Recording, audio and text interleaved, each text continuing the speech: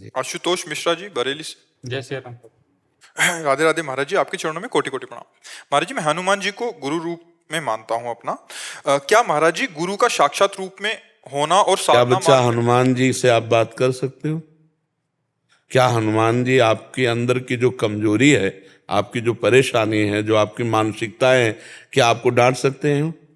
नहीं डांटेंगे, क्योंकि इस कोटि का शिष्यत्व हो तब वो गुरुत्व भाव में आकर के प्रगट डांट सकते हैं। इसलिए हमको प्रगट में गुरु की आवश्यकता है, जो माता की तरह दुलार करे और पिता की तरह थप्पड़ जमा सके। हमारा अहंकार, हमारी मलिन वासना, तब हम जिंदगी में भगवान से एक बात मांगी थी कि मुझे ऐसे समर्थ सदगुरु मिले जिससे मैं भयभीत हो जाऊं। नहीं, हम कहीं भयभीत नहीं हुए। कितना भी कष्टप्रद, कैसी भी परिस्थिति, कैसा भी, हमें भय नहीं लगा, कभी कहीं भय नहीं लगा। आज भी शरीर की स्थिति है, इतना कष्टप्रद शरीर है, अब भी वर्तमान में ये सब सूझे हुए हैं, फिर हर कष्ट, लेकिन लड़ना सीखा है जिंदगी भर, हर परिस्थिति में कदम आगे बढ़ाना। तो हमने मांगा था कि हमें अहंकार रहित करने के लिए जब सदगुरु प्राप्त हो तो मुझे सदगुरु से डर लगे, ऐसे मुझे सदगुरु प्राप्त हो। तो हमें ऐसे सदगुरु प्राप्त हुए जो कभी आंख नहीं दिखाई, लेकिन इतना डरते हैं हम कि मृत्यु से भी हमें डर नहीं लगता। इतना गुरुदेव के सामने जाते एकदम शांत, और पूरा एक सरा हमारा हमारे ही नेत्रों में हो जाएगा कि कहीं कोई त्रुटि तो नहीं है, कहीं कोई धर्म विरुद्ध बात तो नहीं है।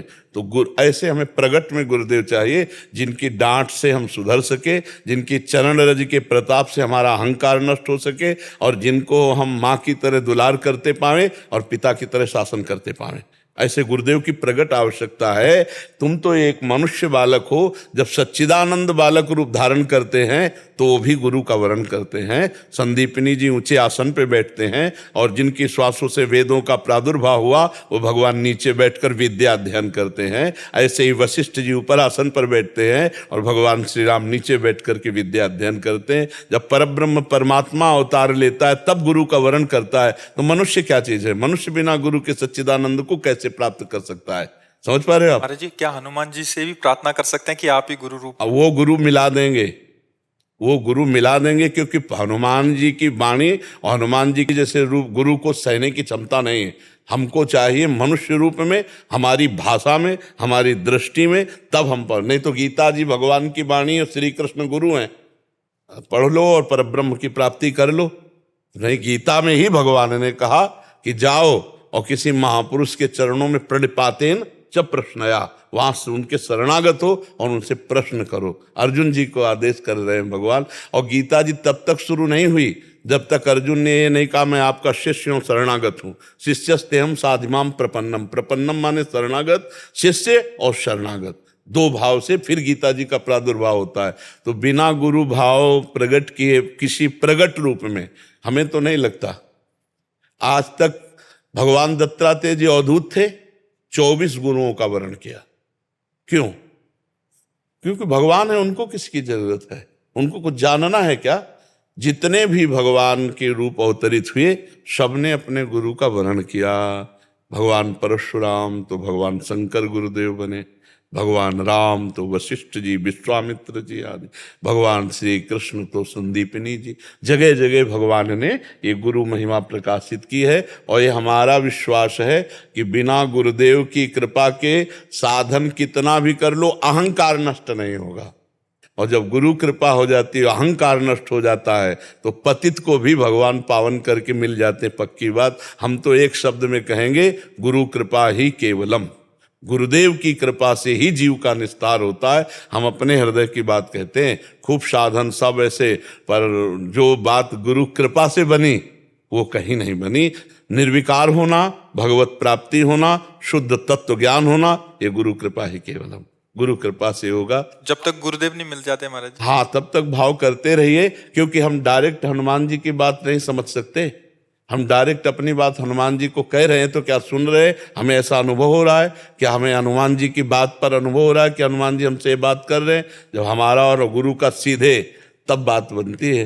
तो भगवान ने भी प्रगट में जब ऐसा किया तो हमें प्रगट में ऐसा करना चाहिए। अब जैसे कोई कह दे कि हम ललितादि सखियों को गुरु बनाकर और निकुंज में प्रवेश पा जाएंगे, तो फिर ललितादि सखियां जो अवतरी हुई आचार्य के रूप में, फिर उसका महत्व क्या रहा? ऐसे ललिता जी की बात हम समझ पाएंगे? आप समझ पाएंगे। स्वामी जी की शरण में हो, हरिदास जी की, और उनकी वाणी पढ़ो, उनके उपदेश पढ़ो, उनके अनुयायियों के चरण संग करो, चरण रज माथे पे धारण करके संग करो, अब ललिता जी की बात समझ में आ जाएगी। तो आचार्य जितने अवतरित हुए हैं वो भगवान ही तो अवतरित हुए हैं। तो हमें आचार्यों की शरण में होकर के तब उस उपासना का रंग आएगा। बच्चा समझ रहे हैं? तब तक हनुमान जी को गुरु मानो, हनुमान जी से कहो कि हमें मनुष्य रूप में मिलो और हमको उपदेश करो, हमको स्वीकार करो। तो विविध रूप उनके, कोई रूप धर करके स्वीकार कर लेंगे। सीधे हनुमान जी की भाषा हम नहीं समझ पाएंगे, हनुमान जी की भाषा सीधे नहीं समझ सकते। हनुमान जी का तेज सीधे सहन करने की सामर्थ्य नहीं, हम मनुष्य हैं।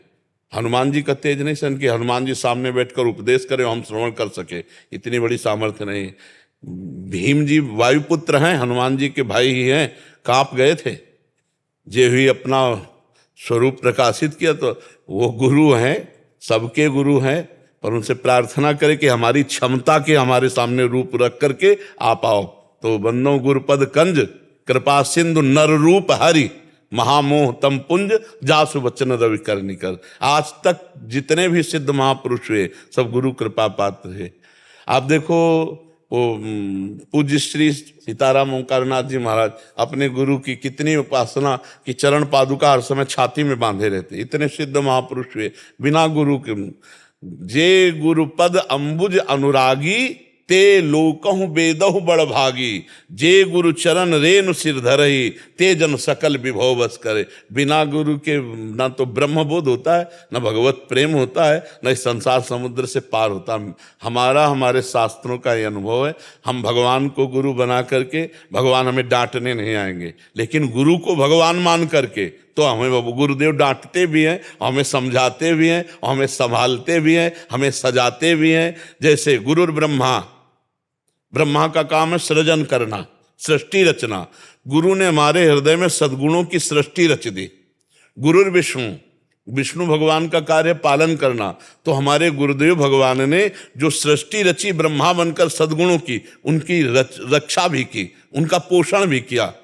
और गुरुदेव महेश्वरा, महेश्वर का काम है विनाश। गुरु ने हमारे सारे दुर्गुणों का विनाश कर दिया। तो गुरुर ब्रह्मा, गुरुर विष्णु, गुरुदेव महेश्वरा, और गुरु साक्षात परब्रह्म तस्मै श्री गुरुवे नमः। और जब अनुभव हुआ तो यही लगा कि जो गुरुदेव वही इष्ट, जो इष्ट वही गुरुदेव, कोई अंतर नहीं। वही परब्रह्म परमात्मा तत्व ही गुरुदेव रूप में बैठा है। हमारा जो शास्त्रीय सिद्धांत है, जो भागवतिक मार्ग है, वो ऐसा है जी। बहुत चाह लगे आपके दर्शन करने को लोगों को। क्या आपने ऐसा जो है इस संप्रदाय को क्या है, कहाँ से कहाँ वो महाराज जी, बस तिनके का कोई बल नहीं, बल तो वायु का है। जो वायु तिनके को उड़ा रही है, अगर तिनका सोचे कि हम बहुत उड़ रहे हैं, नहीं नहीं, तिनके के कोई पर नहीं होते, वायु के प्रवाह से उड़ रहा है। ऐसे ही भगवान की कृपा, लाडली लाल की कृपा ही चला रही है। अगर हमारे पूछो तो दोनों किडनी फेल, हम किसी लायक नहीं हैं, पर उनकी कृपा से कहो, कृपा से कहा न होई। कृपा से जो मूक है वो वेद पढ़ दे, कृपा से लूला लंगड़ा पहाड़ चढ़ जाए, है ना। उन्हीं की बस कृपा। मूकम करोति वाचालम पंगुम लंघेते गिरिम यत कृपा तमहम वंदे परमानंद माधवम।